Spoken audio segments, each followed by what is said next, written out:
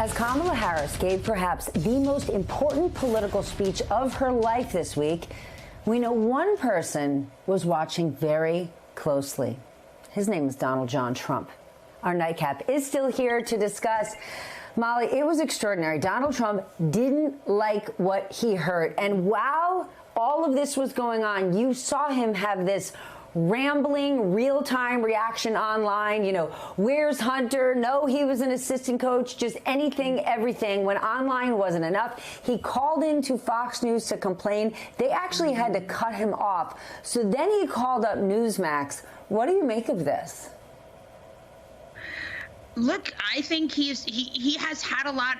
Even though he's lost a lot of elections, in 2016 he was able to make it happen. And remember, he felt he was in much better shape before Biden dropped out. So I think he's just sort of desperately grasping at anything to sort of stop the momentum. And remember, you know, there was thinking that maybe this would be a honeymoon period. This honeymoon keeps going. You know, we're 5 weeks of honeymoon now. It's not a very long cycle. So I do think, and she keeps going up in the polls, and I just think he panicked. But, you know, again, Republicans gave away all these things. They gave away patriotism. They gave away, you know, the flag. They took this very dark Trumpian vision and they ran with it.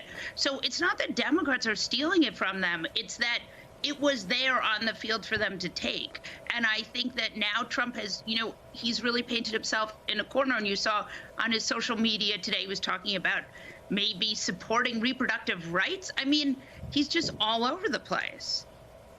Which Republicans could have chosen. Donald Trump could have chosen Nikki Haley 6 weeks ago, and they would have locked down a lot of undecided or independent voters. But instead, they chose J.D. Vance. John, I want to talk about something else, because right before VP Harris spoke, Donald Trump made what was probably the closest thing you're ever going to see in terms of a public apology to Georgia's governor, Brian Kemp. Okay, this is a guy Donald Trump has been slamming over and over for years. He thinks he's a traitor. He says he's disloyal because he would not go along with Trump's efforts to overturn the election.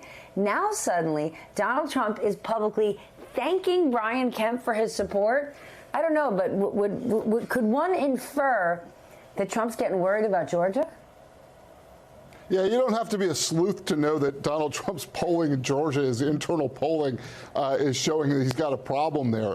For him to go out and apologize to Brian Kemp, he hates Brian Kemp. He's been slamming the guy's wife for years now. And you know, I think this last time that he did it, and going after Kemp's wife, after Kemp, by the way, won re-election with Donald Trump opposing him in the Republican primary, I think after this last time you had, you know, moderate Republican voters in Georgia just, you know, turned off once again and maybe locked in moving away from him. And I think he had been counting on, you know, Joe Biden to be his best advertisement with those moderate Republican Georgia voters. And now he's got a problem on his hands because Kamala Harris isn't Joe Biden, because Kamala Harris has, for a variety of reasons, more appeal in certain segments of the electorate that are growing in Georgia. So, you know, you can guess that his internal polling shows that he's got a problem, and public polling shows that Georgia is closer than it was. So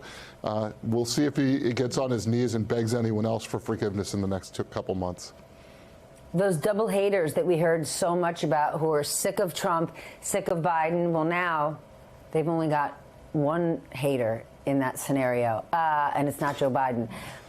Tremaine, today RFK Jr. said he is ending his run for president as an independent, and he endorsed Donald Trump. What kind of impact do you think this is going to have on the race, if any?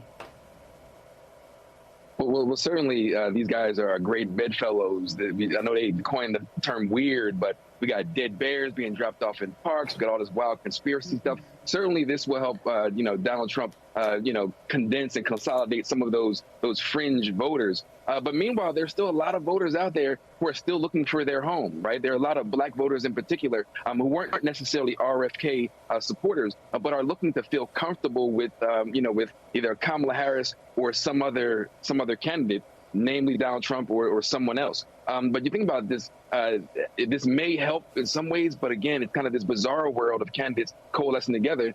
So I guess we'll see.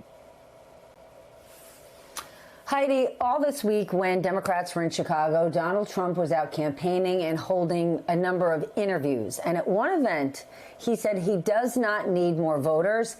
He only needs to make sure Democrats don't cheat. Can you explain this strategy? Because obviously his base is not enough to win. But the fact that he's already pushing this idea that Democrats are cheating, is all of this a setup that if he doesn't like the results of this election, he's going to call foul no matter what happens?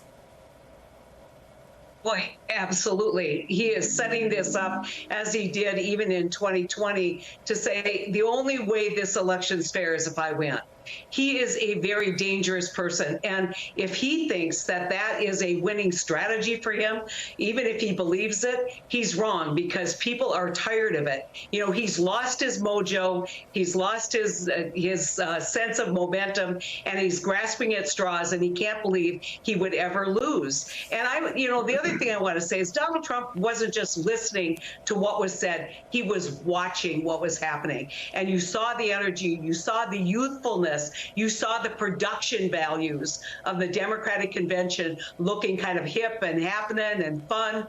And then you turn to the Republicans, where it looks like a political convention that you probably wouldn't want to attend. He knows that the juxtaposition of the images that are coming out of those two conventions. And he just doesn't know how to stop the roll in Kamala's favor, in her direction. And that's why he's doing these things and then setting us up. And let me tell you, what he has said, that's the most dangerous thing that he has said since this campaign has begun, is that he doesn't need people to vote for him. He just needs to make sure that it puts in the seed of doubt on the fairness of this election.